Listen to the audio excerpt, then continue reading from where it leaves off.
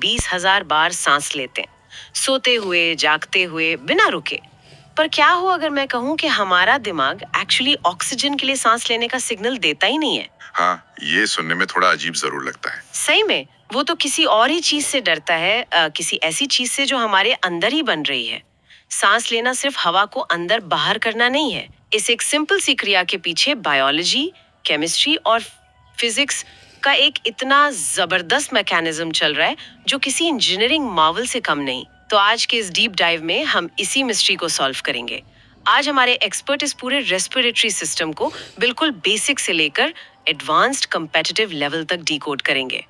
तो चलिए शुरू करते हैं। जय हिंद दोस्तों, IAS PCS question out channel पर आप सभी का वेलकम है।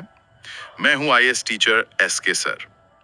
आज का क्लास रेस्पिरेटरी सिस्टम, जो सभी कॉम्पिटिटिव एग्जाम्स के लिए इंपॉर्टेंट है। आप लोग चैनल को सब्सक्राइब करें और अपने दोस्तों को और ग्रुप में शेयर करें। आप लोग पूरा वीडियो को देखें, उसके बाद कंपेयर करें क्लास की क्वालिटी।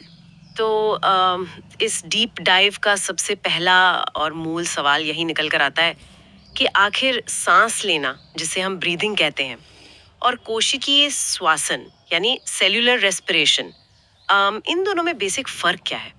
क्योंकि आमतौर पर ना लोग इन दोनों को एक ही चीज मान लेते हैं। ये एक बहुत ही कॉमन कंफ्यूजन है। देखिए, ब्रीदिंग सिर्फ एक भौतिक यानी फिजिकल प्रक्रिया है।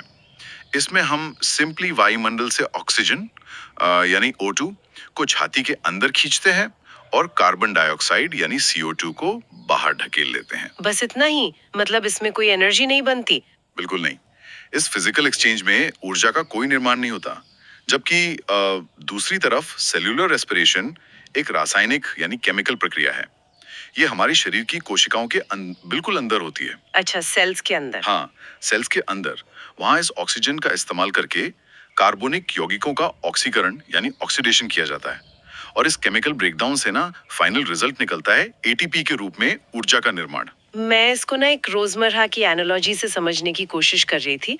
तो क्या इसको ऐसे समझ सकते हैं कि ब्रीदिंग का मतलब बाहर से गैस सिलेंडर को उठाकर रसोई तक लाना है? ये एक फिजिकल मेहनत वाला काम है जिससे डायरेक्टली भूख नहीं मिटती। सही पकड़ा, बिल्कुल। और सेल्यूलर एस्पिरेशन का मतलब उस गैस सिलेंडर को चूल्हे से जोड़कर गैस जलाकर खाना पकाना है।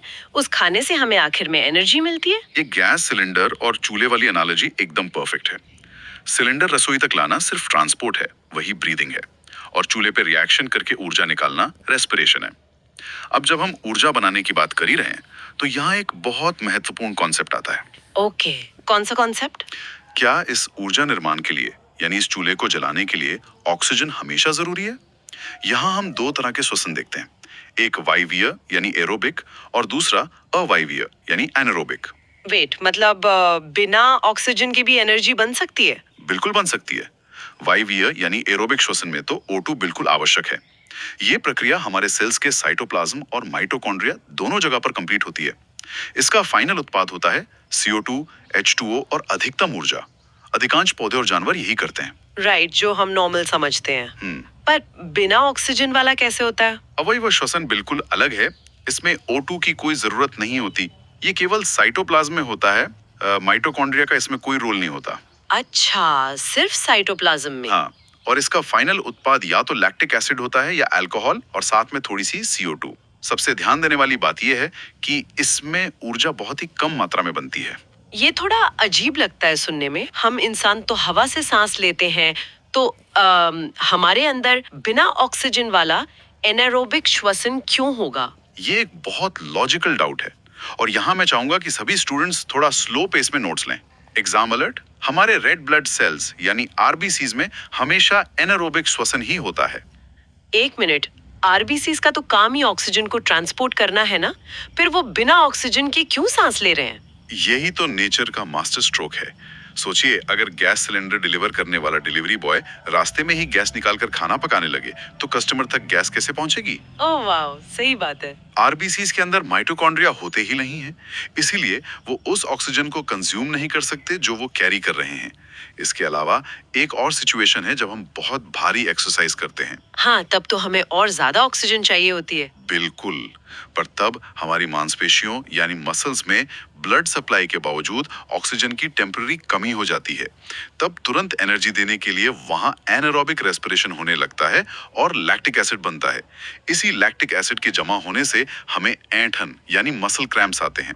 इसके अलावा यीस्ट और पैरासाइट्स जैसे एस्केरिस और टीनिया में भी यही होता है। अब जाकर दिमाग में क्लियर हुआ। तो जब हमें भागते हुए क्रैम्प्स आते हैं, वो हमारी बॉडी का बैकअप जनरेटर चलने की वजह से होता है। और मैं समझ गई, आरबीसीज असल में परफेक्ट डिलीवरी ट्रक्स हैं जो खुद का माल यूज नहीं करते। एकदम सही कहा। पर ह्यूमन बॉडी तो बहुत कॉम्प्लेक्स है ना। एवोल्यूशन के इस लंबे सफर में सिंपल ऑर्गेनिज्म से लेकर इंसान तक सांस लेने के इस रास्ते में क्या-क्या बदलाव आए हैं? एवोल्यूशन का पैटर्न बहुत ही स्टेप बाय स्टेप रहा है। सबसे सिंपल ऑर्गेनिजम्स जैसे स्पॉन्जेस में सरल विसरण या सिंपल डिफ्यूजन होता है, जहां गैस सीधे उनकी बॉडी सरफेस से अंदर बाहर हो जाती है। उनमें कोई स्पेशल ऑर्गन्स नहीं होते? नहीं होते। फिर अर्थवर्म यानी केंचुआ और मेंढक आते हैं, जो अपनी नम त्वचा यानी मॉइस्ट स्किन से सांस लेते हैं। उसके बाद कीटों यानी इंसेक्ट्स में हवा को अंदर ले जाने के लिए ट्रेकियल ट्यूब्स बन गए। मछलियों ने पानी से ऑक्सीजन लेने के लिए गिल्स डेवलप कर लिए। और आखिर में हम इंसान और पक्षी? हाँ, आखिर में मैमल्स और पक्षियों में फेफड़े या लंग्स आए, जो हवा से सीधे ऑक्सीजन खींचने के लिए सबसे एडवांस्ड ऑर्गन्स हैं। हमेशा मेरे दिमाग में आता था कि हम ह्यूमंस अपनी स्किन से सांस क्यों नहीं ले सकते। पर अब समझ आ रहा है कि हमारी बॉडी इतनी बड़ी और कॉम्प्लेक्स है कि स्किन से डिफ्यूजन का वेट करेंगे तो अंदर के सेल्स तो ऑक्सीजन के इंतजार में ही मर जाएंगे। बिल्कुल ठीक समझिए आप। हमें एक प्रॉपर हाईवे सिस्टम चाहिए हवा को अंदर ले जाने के लिए। तो अगर ह्यूमन रेस्पिरेटरी पाथवे की बात करें, ये हाईवे कहाँ से कहाँ तक जाता है? इस हाईवे का नक्शा कुछ इस तरह है। सबसे पहले नेजल पैसेज यानी नसा द्वार से हवा अंदर आती है। यहाँ डस्ट फिल्टर होती है और हवा गर्म होती है। फिर आती है फेरिंग्स यानी ग्रसनी। ये भोजन और वायु का सामान्य मार्ग है, यानी एक कॉमन चौराहा। वेट, वापस उस चौराहे पर आते हैं। अगर फेरिंग्स खाने और हवा दोनों का कॉमन रास्ता है, तो एक बड़ा खतरा है। जब हम खाना निगलते हैं तो वो सीधे फेफड़ों वाली नली में क्यों नहीं गिर जाता? क्या वहां कोई फिजिकल धक्कन काम करता है, ट्रैफिक पुलिस की तरह? सही पकड़ा। उस धक्कन का नाम है एपिग्लॉटिस। और यहाँ दो महत्वपूर्ण एग्जाम अलर्ट्स हैं, उन्हें मार्क कर लें सभी। पहला ये कि एपिग्लॉटिस सच में एक ट्रैफिक पुलिस की तरह काम करता है और लैरिंग्स को ढक लेता है ताकि खाना श्वासनली में ना जाए। अच्छा, और दूसरा अलर्ट? दूसरा एग्जाम अलर्ट है ट्रैकिया यानी हमारी मुख्य श्वासनली के बारे में। ये छाती में किस जगह पर आकर दो हिस्सों में यानी ब्रोंकाई में विभाजित होती है, एग्जाम में पूछेंगे। इसका जवाब है फिफ्थ थोरासिक वर्टिब्रा के लेवल पर। यह पोजीशन बिल्कुल याद रखनी है। Right, fifth thoracic vertebra. और एक और लॉजिक यहाँ समझना है। इन नालियों में हमेशा सी आकार के अपूर्ण उपस्थिति यानी इनकम्प्लीट कार्टिलेजिनस रिंग्स होते हैं। फेरिंग्स के बाद लैरिंग्स आता है, जिसे हम साउंड बॉक्स कहते हैं, और उसके नीचे ये ट्रेकिया आती है, जो आगे चलकर ब्रोंकियोल्स बन जाती है। इन रिंग्स का क्या काम है? क्या ये नालियों को कोलैप्स होने से बचाते हैं, जैसे वैक्यूम क्लीनर की पाइप में रिंग्स होते हैं ताकि वो पिचके नहीं? Exact analogy. अगर हवा का प्रेशर कम हो तो ये नालियां आपस में चिपक न जाएं। इसलिए ये सी शेप्ड कार्टिलेज रिंग्स उन्हें हमेशा खुला रखते हैं। ओके, तो इस हाईवे से होते हुए हवा अब फेफड़ों के अंदर आ चुकी है। तो अब इन फेफड़ों यानी लंग्स के स्ट्रक्चर पर बात करते हैं। इनका डिजाइन कैसा होता है और गैस एक्सचेंज कहाँ होता है? हमारे फेफड़े दक्षीय गुहा यानी थोरासिक कैविटी में सुरक्षित रहते हैं। पर एक इंटरेस्टिंग बात यह है कि दोनों फेफड़े एक जैसे नहीं होते। दाया फेफड़ा यानी राइट लंग थोड़ा बड़ा होता है और इसमें 3 लोब्स होते हैं, जबकि बायां फेफड़ा यानी लेफ्ट लंग थोड़ा छोटा होता है। लेफ्ट लंग छोटा क्यों होता है? ओ वेट, वहां हमारा हार्ट प्लेस्ड होता है थोड़ा लेफ्ट की तरफ टिल्ट होके, तो उसको जगह देने के लिए लेफ्ट लंग को छोटा होना पड़ता होगा। बिल्कुल सही डिटेक्शन। हार्ट की पोजीशन के कारण लेफ्ट लंग में सिर्फ 2 लोब्स होते हैं। इन फेफड़ों को ढकने वाली एक डबल लेयर झिल्ली होती है, जिसे प्लूरा कहते हैं। इन दोनों लेयर्स के बीच में प्लूरल फ्लूइड भरा होता है। ये फ्लूइड वहां क्या करता है? ये फ्लूइड एक लुब्रिकेंट की तरह काम करता है ताकि जब फेफड़े फूलें और सिकुड़ें तो उन पर घर्षण यानी फ्रिक्शन ना हो। अब यहाँ एक रूल समझिए और अपने नोट्स में क्लियर लिखिए।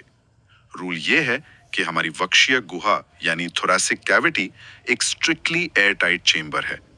अगर इस कैविटी के आयतन यानी वॉल्यूम में थोड़ा सा भी बदलाव होगा तो फेफड़ों का आयतन सीधे तौर पर बदलेगा। क्योंकि फेफड़े उस एयरटाइट बॉक्स के अंदर हैं, तो उनको बॉक्स को फॉलो करना ही पड़ेगा। एग्जैक्टली। तो वो जो ब्रोंक्यूल्स वाली नलियां फेफड़ों के अंदर आई थी, उनका आखिरी स्टॉप कहाँ होता है? वहाँ आखिर होता क्या है? उनका आखिरी स्टॉप है एल्वियोली। ये अंगूर के गुच्छे जैसी गुब्बारे जैसी छोटी छोटी संरचनाएं होती हैं और यही है गैस विनिमय का मुख्य केंद्र। यहाँ की डिफ्यूजन मेम्ब्रेन जहाँ से ऑक्सीजन ब्लड में जाती है वो 1 mm से भी पतली होती है। 1 mm से भी पतली? वाह! हाँ, और इसमें 3 परतें होती हैं। पहली एल्वियोले की स्क्वोमस एपिथेलियम, दूसरी रक्त केशिकाओं की एंडोथेलियम और तीसरी इन दोनों के मध्य में उन्हें जोड़ने वाला बेसमेंट पदार्थ। ये तो एक हाई सिक्योरिटी बॉर्डर क्रॉसिंग जैसा लग रहा है, जहां ऑक्सीजन को 3 चेक पॉइंट्स क्रॉस करने पड़ते हैं। पर यहाँ मुझे एक टेक्निकल डाउट आ रहा है। पूछिए, क्या डाउट है? अगर एल्वियोलाई छोटे गुब्बारे जैसे हैं, तो जब हम सांस छोड़ते हैं और हवा बाहर निकलती है, तो वो गुब्बारे अंदर से बिल्कुल पिचक यानी कोलैप्स क्यों नहीं जाते हैं, जैसे आम गुब्बारे पिचक जाते हैं हवा निकालने पर? ये सांस लेने के मैकेनिक्स का एक बहुत डीप कॉन्सेप्ट है। एल्वियोला की दीवारों में कुछ स्पेशल कोशिकाएं होती हैं जिन्हें प्न्यूमोसाइट्स कहते हैं। ये कोशिकाएं लेसिथिन नाम का एक पदार्थ स्रावित करती हैं जिसे सरफैक्टेंट भी कहते हैं। सरफैक्टेंट? ये क्या करता है? अब आते हैं इस फिजिकल पंपिंग मैकेनिज्म पर। ये स्ट्रक्चर तो समझ लिया, पर ये फेफड़े हवा को अंदर खींचते और बाहर धकेलते कैसे हैं? इस फिजिकल पंपिंग में 2 फेजेस हैं। पहला है अंतःश्वास यानी इंस्पिरेशन। ये एक एक्टिव प्रोसेस है, मतलब इसमें मसल्स को ताकत लगानी पड़ती है। जब हम सांस अंदर लेते हैं तो छाती के नीचे जो डायफ्राम होता है वो सिकुड़ता है और चपटा यानी फ्लैट हो जाता है। अच्छा, और बाकी हिस्सों का क्या? साथ ही पसलियां और उरोरस्थी बाहर और ऊपर की तरफ मूव करते हैं। इस मस्कुलर एक्शन से चेस्ट कैविटी का आयतन बढ़ जाता है। वॉल्यूम बढ़ने से अंदर का प्रेशर कम हो जाता है। अब क्योंकि बाहर वायुमंडल का प्रेशर ज्यादा है, हवा नेचुरली अंदर खिंचाती है। समझ गई। और सांस छोड़ना, क्या उसमें भी बॉडी को ताकत लगानी पड़ती है? नॉर्मल कंडीशंस में नहीं। उच्छ्वासन यानी एक्सपिरेशन एक पैसिव प्रोसेस है। जो मसल्स सिकुड़ी थी वो बस रिलैक्स हो जाती हैं। डायफ्राम शिथिल होकर वापस अपने डोम शेप में आ जाता है। चेस्ट कैविटी का वॉल्यूम घटता है और हवा बाहर चली जाती है। एक स्वस्थ वयस्क आमतौर पर 12 से 16 बार प्रति मिनट सांस लेता है। अब अगर हम इस हवा की मात्रा को नापना चाहें, मैं सोच रही थी जब हम नॉर्मल सांस लेते हैं तो कितनी हवा अंदर जाती होगी? मेरे हिसाब से उसे टाइडल वॉल्यूम कहते हैं ना, जो करीब 500 ml होती है। हाँ, बिल्कुल सही जानकारी है आपकी। लेकिन जब हमें जोर से चिल्लाना होता है या बलून्स फुलाने होते हैं, तो हम और सांस बाहर निकाल सकते हैं, जिसे ERV यानी एक्सपिरेटरी रिजर्व वॉल्यूम कहते हैं, जो लगभग 1000 से 1100 ml होता है। और लंबी सांस खींचने पर IRV यानी इंस्पिरेटरी रिजर्व वॉल्यूम 250 से 3000 ml तक होता है। लेकिन सबसे इंटरेस्टिंग मुझे लगता है रेजिडुअल वॉल्यूम या RV। यहाँ आपने एक बहुत जरूरी पॉइंट उठाया। सभी स्टूडेंट्स नोट करें, ये एक एग्जाम अलर्ट है। रेजिडुअल वॉल्यूम जो 1100 से 1200 ml होता है, उसे स्पाइरोमीटर द्वारा नहीं मापा जा सकता। और इसका लॉजिक बहुत सिंपल लगता है मुझे। स्पाइरोमीटर तो बस उस हवा को नाप सकता है जो मशीन के अंदर जाएगी, पर रेजिडुअल वॉल्यूम तो वो हवा है जो कितनी भी ताकत लगा लो फेफड़ों से बाहर आती ही नहीं। तो जो चीज मशीन में गई ही नहीं, वो नापी कैसे जाएगी, राइट? फेफड़ों में रहती है ताकि गैस एक्सचेंज लगातार चलता रहे। साथ ही एक और चीज होती है, डेड स्पेस वॉल्यूम, जो करीब 150 ml हवा होती है, जो श्वास नलियों में रुकी रह जाती है और गैस एक्सचेंज में काम नहीं आती। तो फाइनली अब हवा एल्वियोलाई तक पहुंच गई। वहां से ऑक्सीजन ब्लड में और ब्लड से CO2 एल्वियोली में कैसे आती है? ये ट्रैफिक मैनेज कैसे होता है? क्योंकि फिजिक्स और केमिस्ट्री दोनों का मिक्स लग रहा है मुझे। ये पूरा ट्रैफिक पार्शियल प्रेशर यानी आंशिक दबाव के नियम पर चलता है। विनिमय हमेशा सांद्रता प्रवणता यानी कॉन्सेंट्रेशन ग्रेडियंट के फ्लो में होता है, हाई से लो की तरफ। एल्वियोली में ऑक्सीजन का PO2 104 mmHg होता है और वहां आए हुए गंदे रक्त में PO2 सिर्फ 40 mmHg होता है। तो 104 से 40 की तरफ ऑक्सीजन चली जाती है। और CO2 का एक्सचेंज कैसे होता है? वही CO2 का रक्त में प्रेशर 45 mmHg होता है और एल्वियोली में 40 mmHg। तो CO2 रक्त से एल्वियोली में आ जाती है। यहाँ एक तगड़ा एग्जाम अलर्ट लिखिए। CO2 की घुलनशीलता यानी सॉल्युबिलिटी O2 की तुलना में 20 से 25 गुना अधिक होती है।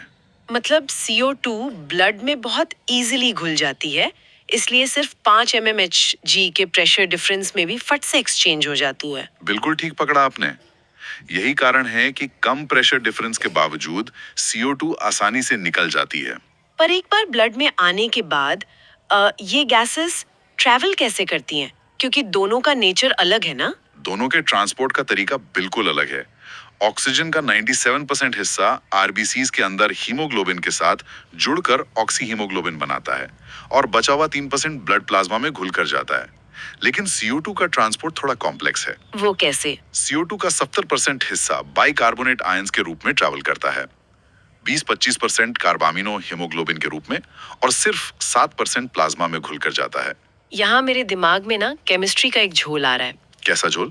अगर CO2 आरबीसी के अंदर बाइकार्बोनेट बनकर जो कि एक नेगेटिव आयन है, आरबीसी से बाहर ब्लड प्लाज्मा में जा रही है, तो रक्त का आयोनिक बैलेंस यानी चार्ज तो खराब नहीं होता? एक नेगेटिव चार्ज बाहर जा रहा है तो प्रॉब्लम होनी चाहिए ना? ये बायोलॉजी की सबसे खूबसूरत प्रॉब्लम सॉल्विंग है। इसी इम्बैलेंस को ठीक करने के लिए एक फिनोमेनन होता है जिसे क्लोराइड शिफ्ट या हैमबर्गर फिनोमेनन कहते हैं। ध्यान से सुनिए, जैसे ही negatively charged bicarbonate ion RBC से बाहर प्लाज्मा में आता है, उस आयोनिक बैलेंस को बनाए रखने के लिए प्लाज्मा से एक negatively charged chloride ion RBC के अंदर चला जाता है। ओह वाओ, मतलब एक एक्सचेंज ऑफर चल रहा है वहाँ। हाँ, इस तरह इलेक्ट्रोकेमिकल न्यूट्रलिटी मेंटेन रहती है और जब ब्लड फेफड़ों के पास एल्वियोलाई के स्तर पर वापस पहुंचता है तो ये पूरी प्रक्रिया उल्टी हो जाती है, जिसे रिवर्स क्लोराइड शिफ्ट कहते हैं। अमेजिंग, हर एक डिटेल का काउंटर मैकेनिज्म मौजूद है। पर आखिर में हमारी बॉडी की बैटरी यानी हमारे ब्रेन को कैसे पता चलता है कि सांस तेज करनी है या धीमी? और इस पूरे इतने परफेक्टली ट्यून्ड सिस्टम में क्या खराबियां हो सकती हैं? हमारे दिमाग में मेडुला ऑब्लोंगाटा मुख्य श्वासन लय केंद्र है जो बेसिक रिदम सेट करता है। उसके ठीक ऊपर पॉन्स रीजन में एक न्यूमोटैक्सिक सेंटर होता है जो अंतः श्वासन की अवधि को कम करके सांस लेने की रेट बढ़ा सकता है। अब उस पॉइंट पर आते हैं जो आपने शुरू में कहा था। सभी स्टूडेंट्स ध्यान दें, ये एग्जाम अलर्ट है। हाँ, जहाँ दिमाग ऑक्सीजन की परवाह नहीं करता। बिल्कुल। हमारी महधमनियां यानी एओर्टिक आर्च और कैरोटिड धमनी के रिसेप्टर्स केवल ब्लड में CO2 और H+ आयन की वृद्धि को पहचानते हैं। श्वासन लय के नियमन में ऑक्सीजन की भूमिका नगण्य यानी इनसिग्निफिकेंट होती है। दिमाग को O2 कम होने से उतना डर नहीं लगता जितना CO2 के बढ़ने से लगता है। ये सच में बहुत माइंड बेंडिंग फैक्ट है यार। हम जिंदगी भर समझते हैं कि हम O2 लेने के लिए सांस ले रहे हैं, पर असल में हमारा दिमाग CO2 को बाहर निकालने के डर से पंप चला रहा है। एग्जैक्ट। ये क्लासिक ट्रिक क्वेश्चन है जो यूपीएससी और पीसीएस एग्जाम्स में बार बार आता है। अब आखिर में कुछ कॉमन विकार यानी डिसऑर्डर्स की बात करते हैं। पहला है दमा या एस्थमा। इसमें क्या होता है एग्जैक्टली? इसमें ब्रोंकी और ब्रोंक्यूल्स में सूजन आ जाती है, जिससे उनका रास्ता पतला हो जाता है और सांस लेते वक्त वीजिंग या घरघराहट होती है। दूसरा है वत्सफीति, जिसे एम्फाइजेमा कहते हैं। यह मुख्य रूप से सिगरेट पीने वालों में होता है। इसमें एल्वियोली की दीवारें क्षतिग्रस्त हो जाती हैं, गुब्बारा फटने लगता है जिससे सरफेस एरिया घट जाता है। और ऑक्यूपेशनल रिलेटेड डिजीजेस भी होती है ना कुछ? हाँ, तीसरा बड़ा ग्रुप है व्यावसायिक रोग यानी ऑक्यूपेशनल डिजीजेस, जैसे सिलिकोसिस और एस्बेस्टोसिस। यह उन लोगों को होता है जो धूल, पत्थर या एस्बेस्टोस के उद्योगों में काम करते हैं। धूल लंग्स में जमा होती है और वहां फाइब्रोसिस हो जाता है, जिससे फेफड़े कठोर हो जाते हैं। तो बेसिकली देखा जाए तो एस्थमा में नालियां सूज रही हैं जो ट्रीटेबल हो सकती हैं, पर एम्फिजीमा और सिलिकोसिस में तो स्ट्रक्चर ही डिस्ट्रॉय हो रहा है जो बहुत गंभीर है। ये डीप डाइव सच में आंखें खोलने वाला था सर। कितना कुछ चल रहा है हमारी छाती के अंदर जिसका हमें एहसास तक नहीं होता। बिल्कुल। और इस टॉपिक को कंक्लूड करने से पहले मैं अपने दोस्तों को एक आखिरी विचार देना चाहूंगा जिसके बारे में मैं चाहता हूं आप खुद सोचें। जरूर बताएं। सोचिए, अगर हमारा दिमाग CO2 की जगह सच में O2 की मात्रा पर निर्भर करता सांस लेने के लिए, तो पहाड़ों पर यानी हाई एल्टीट्यूड्स पर जहां O2 कम होती है, हमारा सर्वाइवल कैसा होता? इस पर विचार कीजिएगा। ये बायोलॉजी का बड़ा रोचक पहलू है। Consistency is the key to success. Keep working hard, stay focused, and your dreams of clearing UPSC, UPCS will surely come true. Best wishes to all students.